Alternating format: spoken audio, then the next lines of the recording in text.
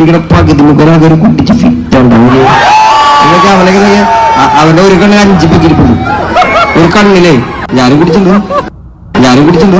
ആയിരവ് നമുക്കുള്ളതാണടാ, പദവി പണമൊന്നും വേണ്ടടാ, ഇത് ഉരുക്ക് ഗുണമുള്ള തോണിടാ, കുതന്ത്രമന്ത്രമന്ത്രമൊന്നും കുടിച്ച കള്ളുകള്ളമൊന്നും. ഉത്തമരെല്ലാരും കല്ലെറിഞ്ഞ്, കല്ലുകൊണ്ട് എന്റെ മുഖം മുറിഞ്ഞ്, ആ കല്ലു പെറുക്കി ഞാൻ പാത വിരിച്ചതിൽ വില്ലുവണ്ടിയേറി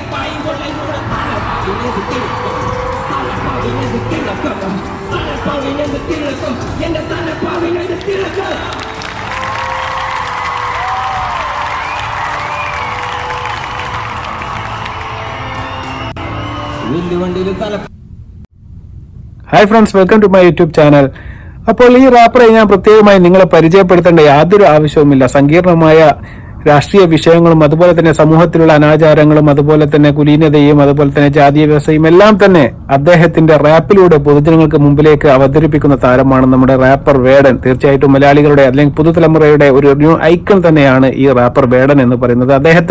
അദ്ദേഹത്തിനെയും അദ്ദേഹത്തിന്റെ സഹപാഠികളെയും 8 പേരെയും ഇന്ന് നമ്മുടെ പോലീസ് അദ്ദേഹത്തിന്റെ കയ്യിൽ നിന്ന് കഞ്ചാവ് പിടിച്ചെടുക്കുകയും അദ്ദേഹത്തെ അറസ്റ്റ് ചെയ്യുകയുണ്ടായി. ഡാൻസ് ഓഫ് സംഘമാണ് അദ്ദേഹത്തെ റെയ്ഡിൽ പിടിച്ചതും അതുപോലെ തന്നെ സ്റ്റേഷൻ ജാമ്യത്തിൽ അദ്ദേഹം വിട്ടയക്കുകയും ചെയ്തിരുന്നു. എന്നാൽ അദ്ദേഹം അടുത്തിടെ നടന്ന പരിപാടിയിലെല്ലാം തന്നെ നമ്മുടെ പുതുതലമുറയോട്, നമ്മുടെ കുട്ടികളോട് സിന്തറ്റിക് കഞ്ചാവുകൾ ഉപയോഗിക്കാൻ പാടില്ല എന്നും അത് മനുഷ്യന്റെ ബുദ്ധിയെ തിന്നുന്നതാണ് എന്നൊക്കെ പറഞ്ഞുകൊണ്ട് ഒരുപാട് അവയർനെസ് കൊടുക്കുന്നത് നമ്മൾ കണ്ടത്. നമുക്ക് ആദ്യമായി റേപ്പർ ആ വാക്കുകളിലേക്ക്.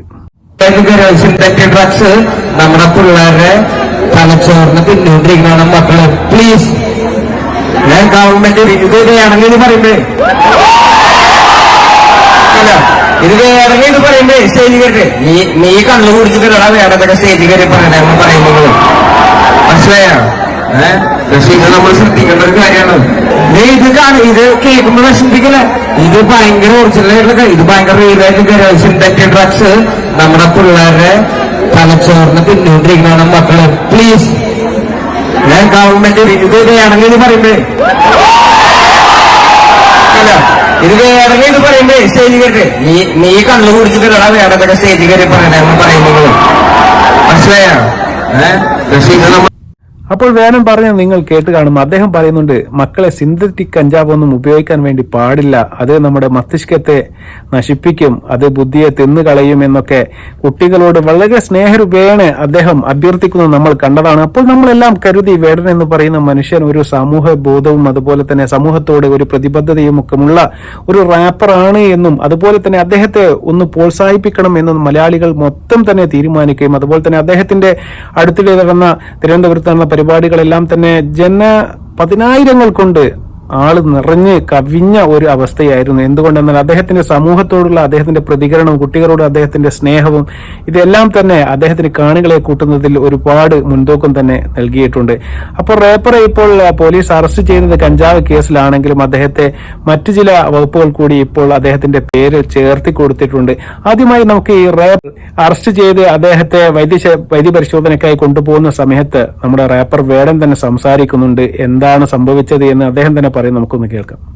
5 ഗ്രാം 6 ഗ്രാം കഞ്ചാവുമായാണ് കിരൺ എന്ന വേടൻ കഞ്ചാവുമായി പിടിയിലാകുന്നത്. വേടൻ എന്തെങ്കിലും പറയാനുണ്ടോ?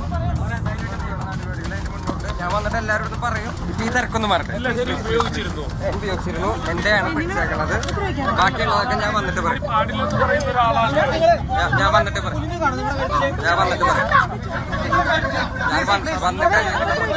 വന്നിട്ട് എല്ലാത്തിനും ഉത്തരം പറയും. ഞാൻ ഇപ്പൊ ഈ തിരക്കിലൊന്ന് പോട്ടെ.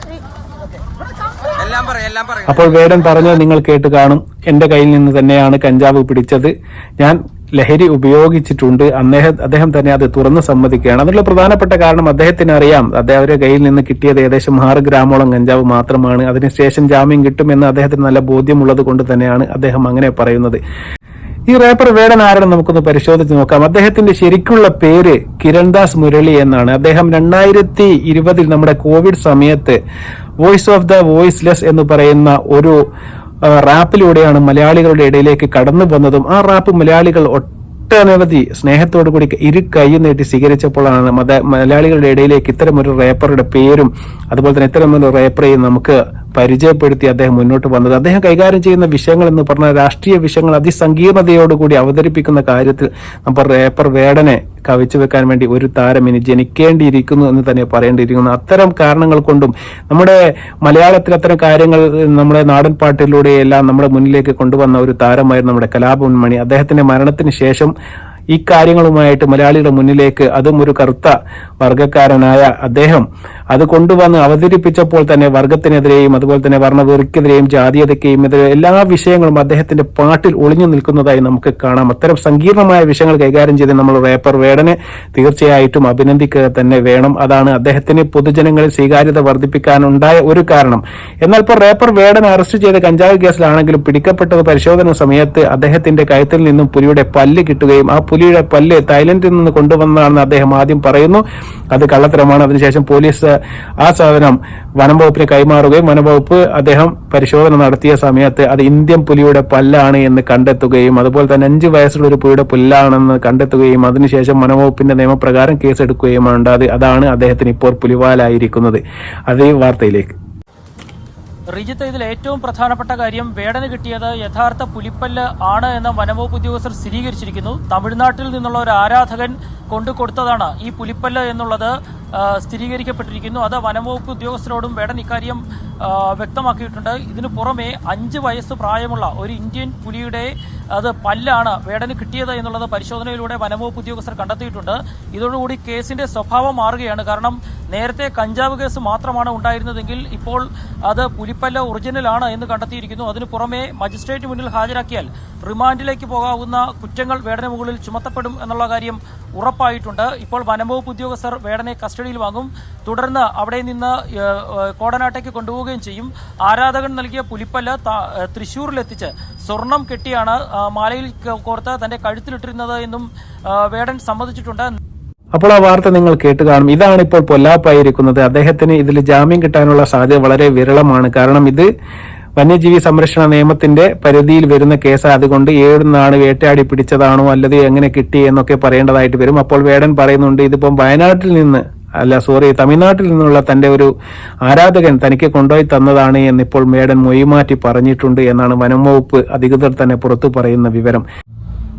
അപ്പോൾ അടുത്തിടെ നിന്ന പരിപാടികൾ നിങ്ങൾ കണ്ടാൽ നിങ്ങൾക്ക് മനസ്സിലാവും റേപ്പർമാരെല്ലാം തന്നെ ലഹരിക്കടിമയായിട്ടാണ് പാട്ടുകൾ പാടുന്നതെന്നുള്ള ആക്ഷേപം വളരെ സുലഭമായിട്ട് മലയാളികൾക്കിടയിൽ തന്നെ ഒരു സംസാരമുണ്ട്. അടുത്ത് സൗദി അറേബ്യയിൽ നടന്ന പരിപാടി ഡാപ്സി ആണെങ്കിലും അതുപോലെ അദ്ദേഹത്തിന്റെ പാട്ടും ഈ വേടനാണെങ്കിലും ഇപ്പോൾ ലഹരി കേസിൽ പിടിയിലാവുന്നു. അതുപോലെ തന്നെ സിനിമാ മേഖലയിലാണെങ്കിൽ നമ്മുടെ ഷൈൻ ടോം ചാക്കോ പിടിയിലാവുന്നു. എല്ലാം തന്നെ ഒരു സിനിമാ മേഖലയിലും പാട്ടിന്റെ രംഗത്തും എല്ലാം തന്നെ ലഹരി മാഫിയ പിടിമുറുക്കുന്നുണ്ട് എന്ന ഒരു സംശയം മലയാളികൾക്ക് ഇപ്പോൾ ആകെ ചർച്ചാ വിഷയമാണ്. അതുപോലെ തന്നെ ഈ ഒരു സംഘത്തിന്റെ പുറകിൽ വേടന്റെ പുറകിൽ ഏകദേശം 1 മാസത്തോളം പോലീസ് നിരീക്ഷണം നടത്തിയതിനു ശേഷമാണ് അദ്ദേഹത്തെ ഇപ്പോൾ അറസ്റ്റ് ചെയ്ത് ഇപ്പോൾ കോടതിയിൽ ഹാജരാക്കിയത്. തീർച്ചയായിട്ടും ഇവരെല്ലാം സമൂഹത്തിന് എന്ത് മെസ്സേജാണ് കൊടുക്കുന്നത്? പുതുതലമുറ ഇതിലേക്ക് ആകർഷണ കൂടുതലായി പോവുകയാണ് ചെയ്യുന്നത്. അദ്ദേഹം പാട്ടിന്റെ ഇടയിലെല്ലാം പറയുന്നത് നിങ്ങൾ കേട്ട് കാണും. അങ്ങനെ ഉപയോഗിക്കരുത്, ഇങ്ങനെ ഉപയോഗിക്കരുത് എന്നൊക്കെ നിങ്ങൾ പറഞ്ഞാൽ നിങ്ങൾ പറയും വേടൻ നിങ്ങൾ കള്ളു കുടിച്ചിട്ടല്ലേ പാടുന്നത്, അത് ശരിയാണ് എന്ന് അദ്ദേഹം തന്നെ പൊതുജനങ്ങളുടെ മുന്നിൽ പറയുന്ന ഒരുപാട് സ്റ്റേജ് പ്രോഗ്രാം നമ്മൾ കണ്ടിട്ടുണ്ട്. ഇതെല്ലാം നമ്മുടെ പുതുതലമുറയെ വൈതെറ്റിക്കുക മാത്രമേ ചെയ്യുന്നുള്ളൂ. പുതുതലമുറ ഇപ്പോൾ കാണുന്ന സിനിമയാണെങ്കിലും അതുപോലെ തന്നെ ഇപ്പോൾ റാപ്പ് സോങ്സ് ആയാലും എല്ലാം തന്നെ ഒരു ലഹരിക്ക് അടിമപ്പെട്ടുകൊണ്ട് സ്റ്റേജിൽ വന്ന് പല കോപ്രായങ്ങളും കാട്ടിക്കൂട്ടുന്നതായിട്ടാണ് നമുക്ക് തോന്നുന്നത്. തീർച്ചയായിട്ടും ഇതിലൊരു മാറ്റം വരേണ്ടത് അത്യാവശ്യമാണ്. ഇദ്ദേഹത്തിന് 2 പൊയ്മുഖമുണ്ട് എന്ന് മലയാളികൾ തിരിച്ചറിഞ്ഞിരിക്കുകയാണ്. അദ്ദേഹം കാട്ടിക്കൂട്ടുന്ന മുന്നിലേക്ക് ജനങ്ങളുടെ ഇടയിൽ വന്ന് പാട്ട് പാടുന്ന സമയത്ത് പറയുന്ന കാര്യങ്ങളെല്ലാം തന്നെ അദ്ദേഹത്തിന്റെ ജീവിതത്തിൽ കൊണ്ടുവരാനോ അത് പ്രാവർത്തികമാക്കാനോ അദ്ദേഹത്തിന് കഴിഞ്ഞില്ല. അതിൽ അദ്ദേഹം പറ്റ പരാജയമാണ് എന്ന് മലയാളികൾക്ക് ഇന്ന് മനസ്സിലായി. ഇനിയുള്ള കാലങ്ങളിൽ എങ്കിലും ഇതുപോലത്തുള്ള ആൾക്കാരെ സമൂഹത്തിൽ നിന്നും മാറ്റി നിർത്തണം. കാരണം അതുകൊണ്ടൊന്നും സമൂഹത്തിന് യാതൊരു മേന്മയും അദ്ദേഹമൊക്കെ കാട്ടിക്കൂട്ടുന്ന കോപ്രായങ്ങൾ മാത്രമാണ് എന്ന് ഇന്നത്തെ ഒരു ജനത മനസ്സിലാക്കാൻ ഇതിലും കൂടുതൽ ഉദാഹരണങ്ങളൊന്നും തന്നെ വേണ്ടതായിട്ടില്ല എന്നാണ് മനസ്സിലാക്കാൻ സാധിക്കുന്നത്. തീർച്ചയായിട്ടും ഈ ഒരു വിഷയത്തിൽ കുറച്ച് വിവരങ്ങൾ നാളെ വേടൻ പറയുന്നുണ്ട്. കുറച്ച് വിവരങ്ങൾ എനിക്ക് സമൂഹത്തോടും അതുപോലെ തന്നെ മാധ്യമങ്ങളോടും പറയാനുണ്ട് എന്നാണ് പറയുന്നത്. തീർച്ചയായിട്ടും സത്യമാരുടെ ഭാഗത്താണ്, എന്തെങ്കിലും തെറ്റുണ്ടോ എന്ന് നമുക്കറിയില്ല. തീർച്ചയായിട്ടും വേടൻ ജാമ്യത്തിൽ ഇറങ്ങിയതിനു ശേഷം ഇതിൽ കൂടുതൽ അദ്ദേഹത്തിന്റെ ഭാഗത്തുനിന്ന് പ്രതികരണങ്ങൾ ഉണ്ടാകുമെന്ന് നമുക്ക് പ്രതീക്ഷിക്കാം. ആ സമയത്ത് അദ്ദേഹത്തിന്റെ കൂടുതൽ വാർത്തയുമായി വരുന്നത് വരെ വീണ്ടും നന്ദി, നമസ്കാരം.